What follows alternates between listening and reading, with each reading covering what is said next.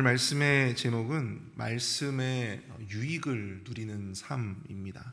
말씀의 유익을 누리는 삶. 제가 한국에서 사역을 할 때 어떤 성도님의 가정을 이제 신방을 한 적이 있었습니다.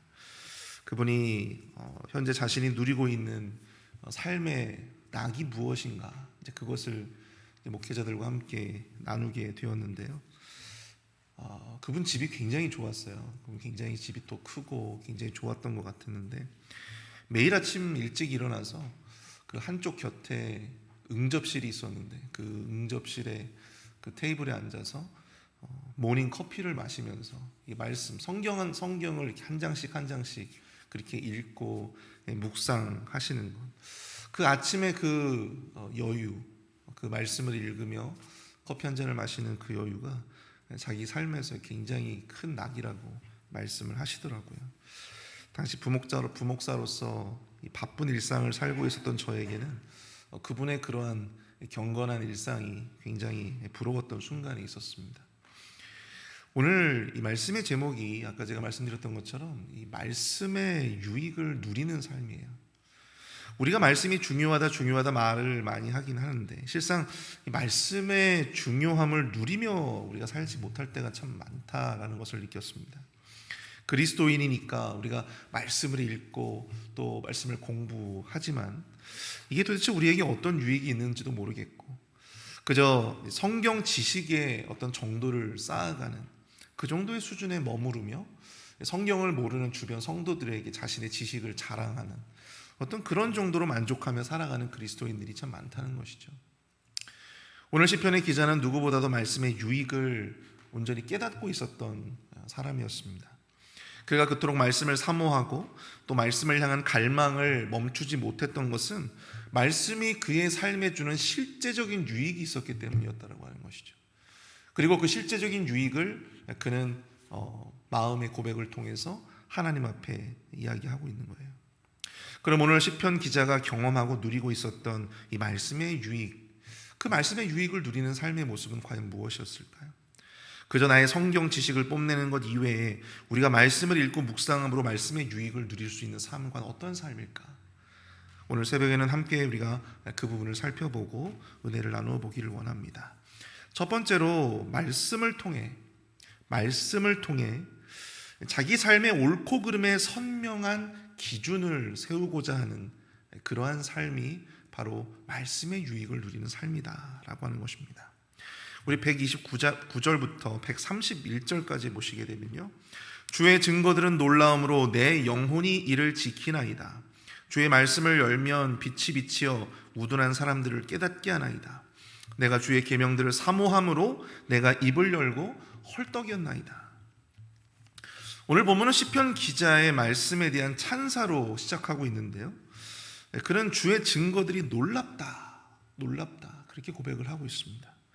여기서 이 놀라움으로 해당하는 히브리어 펠라우트라고 하는 단어는요, 기이하다, 참으로 신비롭다, 불가사의하다, 이런 의미를 담고 있어요. 시편 기자에게 하나님의 말씀은 너무나도 기이하고 또한 놀라워서 이 자기 영혼이 그 말씀을 지킬 수밖에 없다고 고백을 하고 있는 것입니다. 지키지 않고는 배길 수 없게 만드는 놀라움, 기이한 능력이 있다라고 하는 것이죠. 인간의 힘으로는 설명할 수 없는 그 기이함, 그 기이함과 그 능력이 주의 말씀, 주의 증거에 들어있다라고 하는 것입니다. 뿐만 아니라 주의 말씀이 우둔한 사람들을 깨닫게 한다고 하는데요, 아무리 우둔하고 어리석은 자들이라도 하나님의 말씀의 빛이 저들의 삶에 임하게 된다면 그들도 말씀을 통해서 깨달음을 얻게 되고 참된 지혜를 얻게 된다는 것이죠. 그리고 그러하기에 시편 기자는 주의 계명들을 사모하고 자신의 입을 열어서 헐떡인다. 131절에서 그렇게 고백을 하고 있는데요, 입을 열어 헐떡인다는 게 과연 무슨 말일까요? 그것은 바로 지치고 목마른 짐승이 물을 마실 때 입을 열어 거친 숨을 몰아쉬면서 그렇게 물을 마시는 모습에 빗대어서 말씀에 대한 어떤 갈망, 이 시편 기자가 가지고 있는 사모함, 갈망, 목마름, 이런 것들을 표현하고 있는 것이죠. 그런데 여기서 시편 기자가 이토록 간절하게 말씀을 찾고 구하고 또 말씀을 사모하는, 말씀을 온전히 따르기를 원하는 이유가 나오고 있는데요, 133절을 보십시오. 나의 발걸음을 주의 말씀에 굳게 세우고 어떠한 죄악도 나를 주관하지 못하게 하소서. 그가 하나님의 말씀을 그토록 간절히 사모하고 주께 그 말씀을 가르쳐달라고 기도하고 간구하는 이유가 바로 여기에 있다고 하는 사실입니다. 자신의 발걸음을 주의 말씀에 굳게 세워달라. 그래서 그 어떠한 죄악도 자신의 삶을 주관하지 못하게 해달라는 거예요. 여러분, 삶의 발걸음을 말씀 위에 세워달라라고 하는 이 고백이 얼마나 멋진 고백입니까? 많은 사람들이 자신의 삶의 발걸음을 조금 더 편하고 조금 더 높은 자리에 두며 살아가기를 원하죠. 조금 더 안락하고 조금 더 남들이 인정해주고 알아주는 그러한 자리에 자신의 발걸음을 두기 원하지 않겠습니까? 자신에게 기쁨이 되고 또 자신에게 즐거움이 되며 또 자신에게 조금이라도 유익이 되는 그런 자리에 두기를 원하는 것이 바로 우리와 같은 범인들의 인지상정 아니겠어요?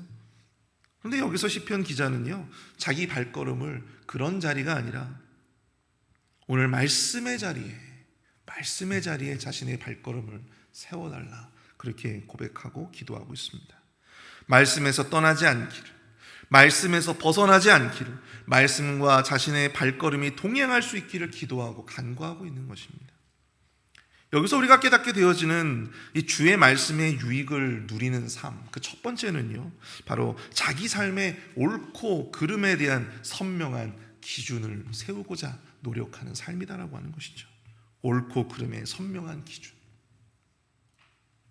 우리가 말씀을 읽고 또한 듣고 배우고 그 말씀을 묵상하며 공부하는 이유는요, 단지 어떤 성경적인 어떤 지식을 쌓거나 또 성경 퀴즈에서 좋은 성적을 거두기 위함이 아니겠죠. 말씀이 주는 진정한 유익이 무엇이겠습니까? 그것은 바로 우리의 삶에 선명한 영적인 기준을 제공한다라고 하는 것입니다.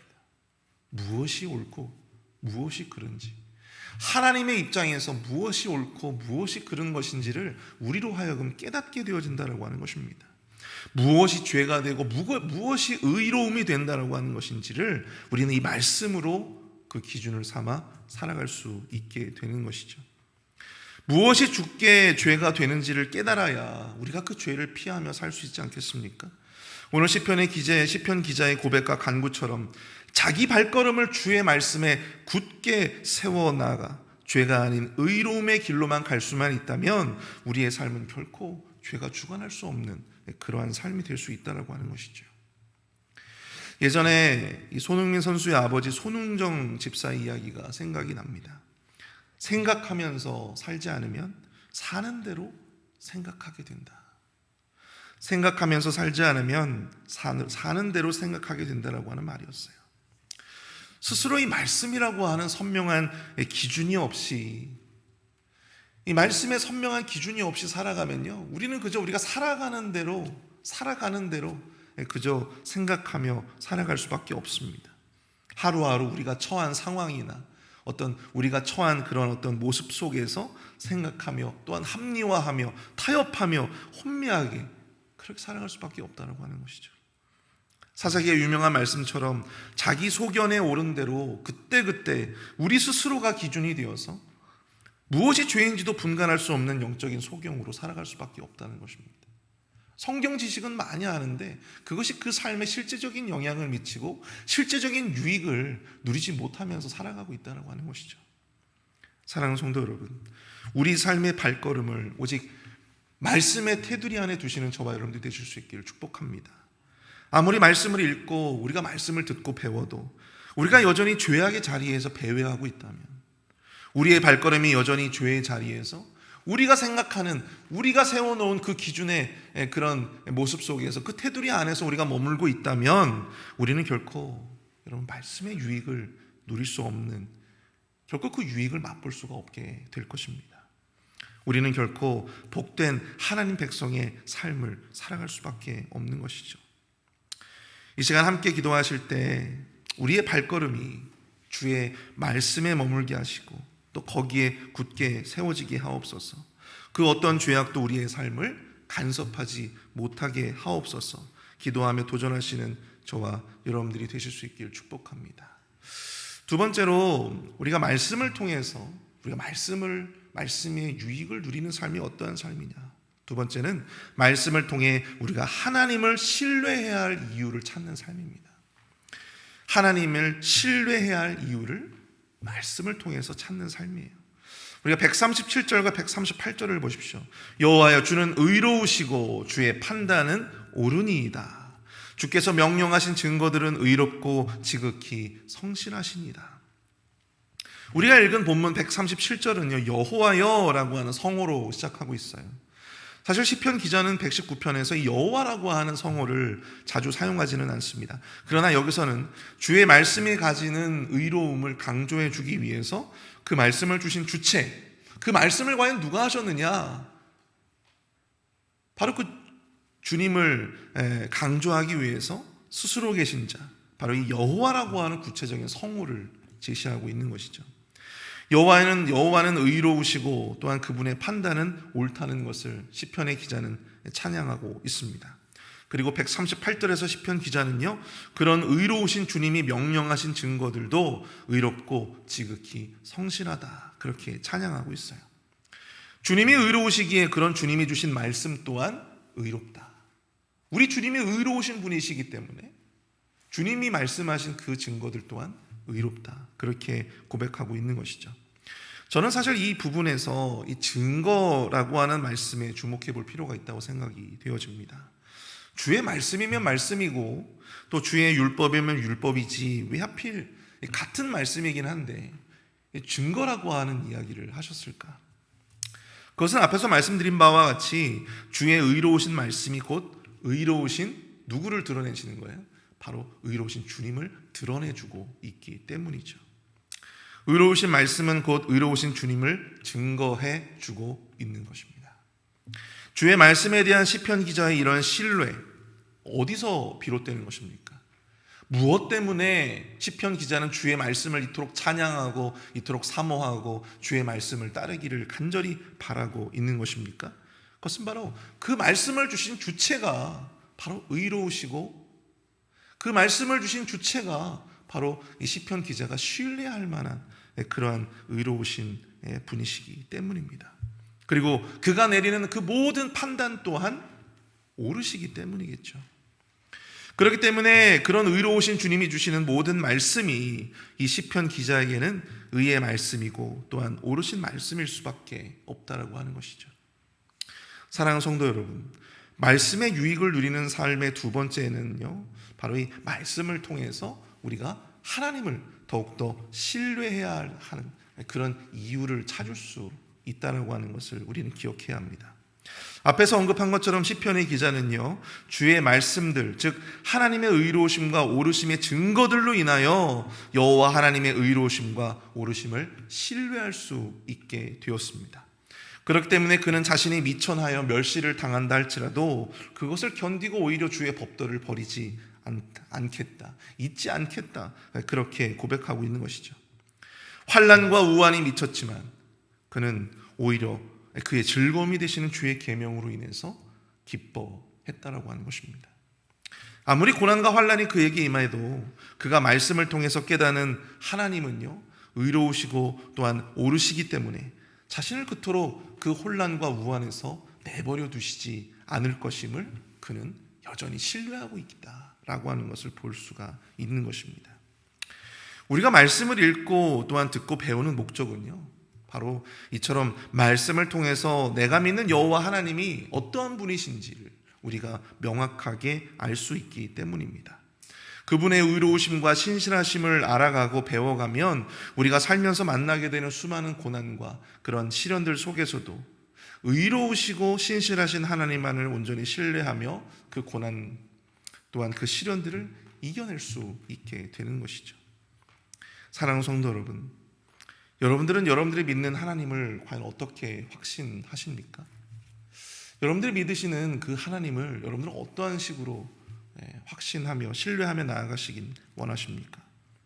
우리가 여호와 하나님을 확신할 수 있는 유일한 길은요, 우리의 어떤 기적이나 어떤 환상이 아니다라고 하는 것입니다.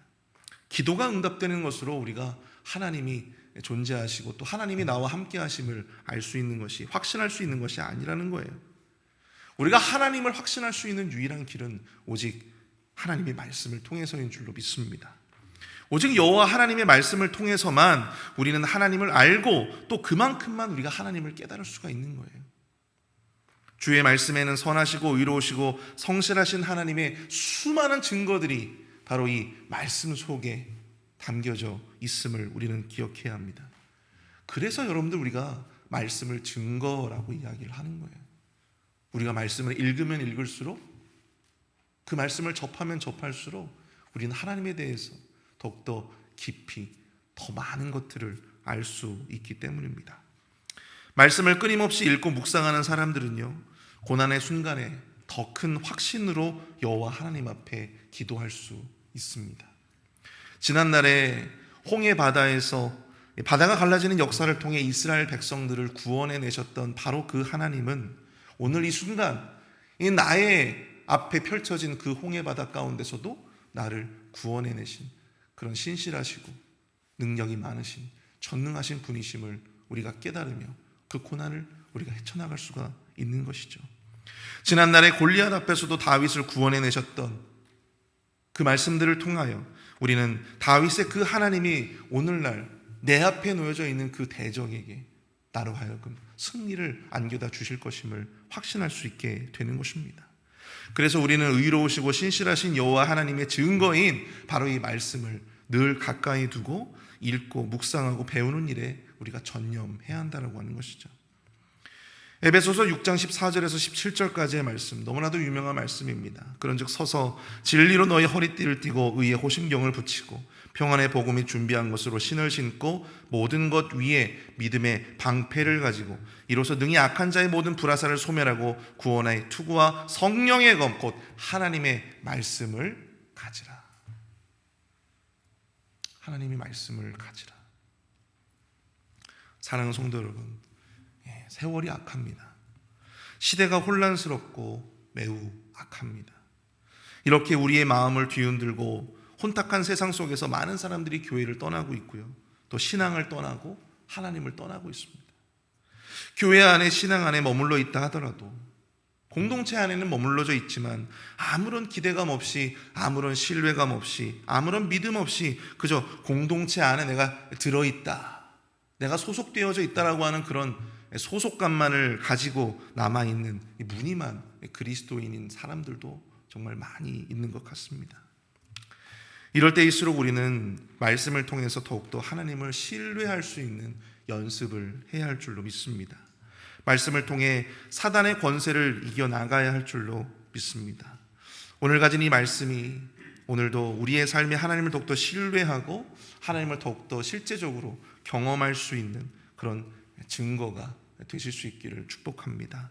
이 시간 함께 우리가 기도할 때 우리의 말씀의 유익을 누릴 수 있는 삶을 살게 해 주시옵소서.